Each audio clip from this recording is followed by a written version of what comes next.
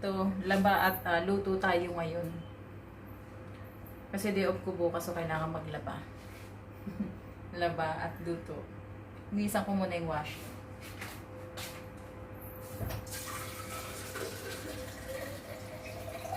Kasi bago kasi ako maglaba, nililinisan ko muna yung washing. Baka may dumi-dumi din.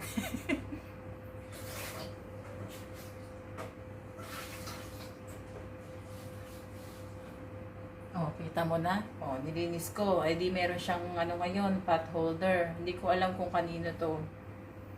Eh kasi iba-iba kasing lahi din yung naglalaba dito. Mga kasama ko. So hindi ko alam kung kanino to. Oh, so kung nilagay ko na lang yung damit ko, di nakasama na siya sa pag-washing. So ewan ko kanino to. So lagay ko na lang siya dito sa ibabaw. Buti na lang nilinis ko siya. Kaya kasi ginagawa ko guys, nililinisan ko muna yung washing bago ko ilagay yung mga damit ko.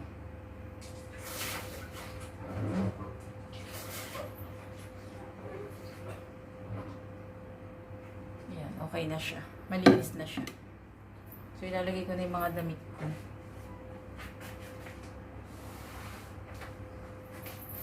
Sa isang linggo, 2 beses ako naglalaba. Kasi day off ko Monday, so naglalaba ako ng Thursday at saka ng Sunday. Yan. Kasi may mga naglalaba din. Manage your time, ika nga.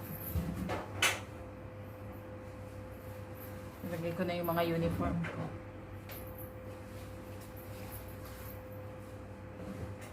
Yan ang buhay ng OFW.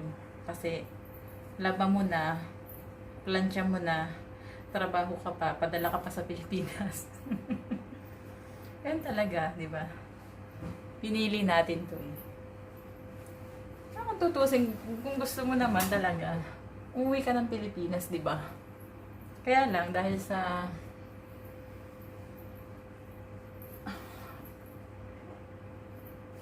walang masyadong trabaho sa Pilipinas, tayo mga OFW, nagtitiis tayo dito sa Pilipinas, sa UAE, sa abroad, di ba? Nagtitiis tayo, malayo tayo sa pamilya.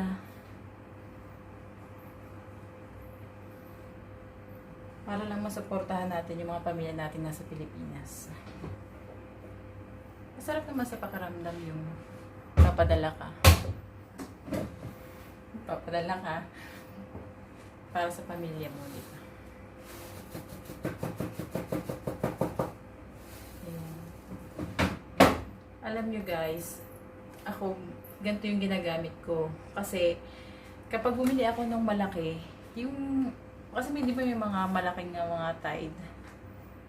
May mga ano siya, kg. Ito, 260 gram lang to eh. So, kasi masyado akong mahagad sa sabon. Kapag nakita ko kasi na marami akong sabon, buhos-buhos talaga ako. Kaya ito, namamanage ko siya. Nakikita ko kung nakakalculate ko kung ilan yung ilalagay ko, ganyan. Pero marami kasi akong sabon. Buhos-buhos talaga din ako. Wala akong pake kung kung maraming nailagay ko. Kaya ganyan. Kasi samantalang sa atin sa Pinas, diba tipid-tipid din tayo sa mga sabon. Eh ako, hindi ako nagtitipid sa sabon. Kaya ganyan yung binibili ko. Kasi natry ko na siya eh. Ilang beses na ako bumili ng gano'n, ng malaking sabon. Malaking sabon, so ginagamit ko. Bilis ko din. Bilis din akong gumamit. So mas okay pa sa akin yung mga maliliit na ganyan. Ayun siya guys. Ito na nga lang ko. Nasira pa yung aking tripod. Tingnan nyo, nasira. So gagawin ko na lang. Lalagyan ko na lang siya ng glue bukas. Tipid-tipid din tayo pag may time. Diba? Nasira siya.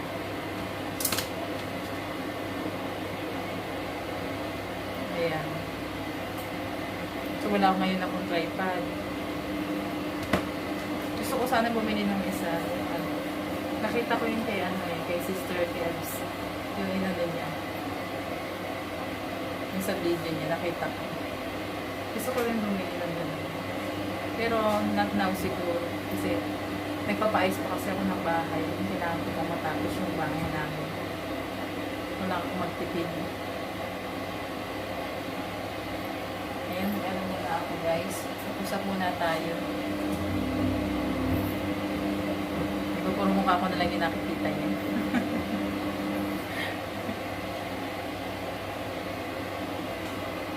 Ano bang ano ngayon? Day off ko pala bukas. So, hagit lang guys ha. Ayusin ko lang yung mga kalat ko. Diyan lang kayo, samahan niyo ako ha. Okay nga, alis.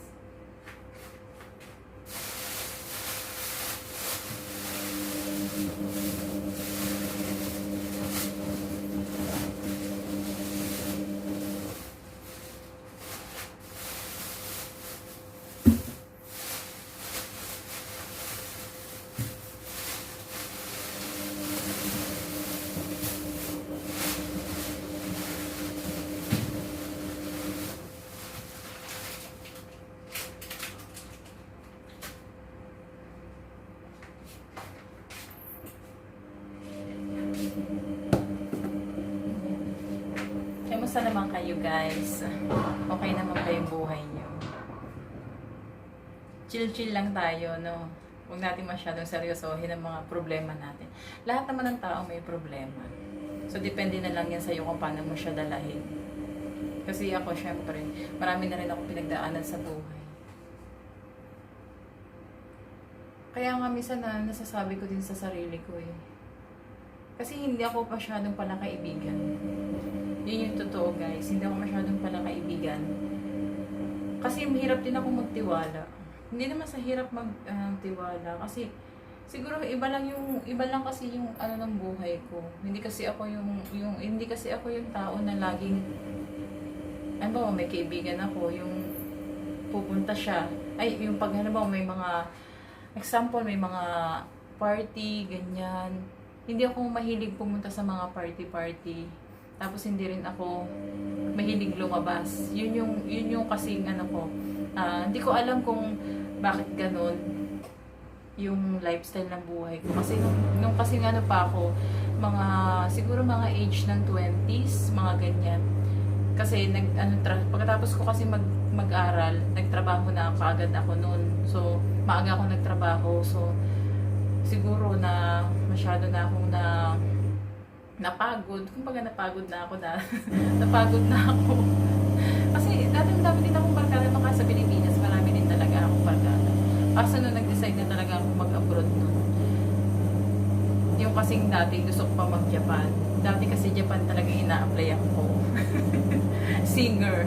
Frustrated singer. Kaso hindi ako na hindi ako natuloy doon kasi dati nagsara ang TESDA. Nagsara kasi ang TESDA nagkahigpitan sila. Pero audition na ako, ganyan. Tapos nandun na ako. Tapos alam mo yung kinakain doon na sa Pasay. Ano siya ng father side ko. Bali ka mag-anak siya. So pumunta kami doon. Tapos nila ako. Kinuha nila ako para pumunta sa Japan. Payat pa ako noon. Taba na ako ngayon eh. So, yung time na yun, tapos mahaba pa yung buhok ko na maitim yun. So, yung time na yun, iba, gano'n ang mga gusto nila, mga payat, tapos mga mahaba, balingkinita ng katawan, mga buhok, ganyan. So, punta ako doon, apply ako nun sa Japan. Nag-audition ako sa pag Japan nun. Meron silang doon eh, parang sa agency nila, doon ako nag-stay sa agency nila. Tapos yung sa agency, maagang nagigising. Alam niyo yung gigising ka ng alas 5, alas 4 ng umaga. Oh my gosh, hindi ko kaya yun. Tapos, alam mo yung ang banyo, dalawa lang ang banyo nun. Tapos pipila pa kayo lahat. Isa-isa pa kayo maliligo. Mabilisan pa yung ligo nyo. Kasi nga marami kayo, hindi pwedeng hindi pwedeng, pala sa isang tabi, alam mo yung, kahit antok ka, kailangan yung gumising, tapos pila pa kayo dun, tapos ligo, mabilisan ligo, tapos, alam mo yung sa pagkain nyo, yung kanin, yung sa tasa lang na ganyan, Sumiyo, tapos puro gulay yung ano yung ulam nila, tapos yung kanin ng unti-unti, talagang takal talaga siya sa isang ano tasa lang, ganyan lang. So yun ang kakainin namin. Tapos ano kami, trainee kami. Patak, Ganun. Tapos, na-experience ko din yung ano, na may pumuntang hapon doon, tapos pipili sila ng gusto nila. Ganun. Ganun yung ano, yung na-experience ko sa ano, pag-apply sa Japan.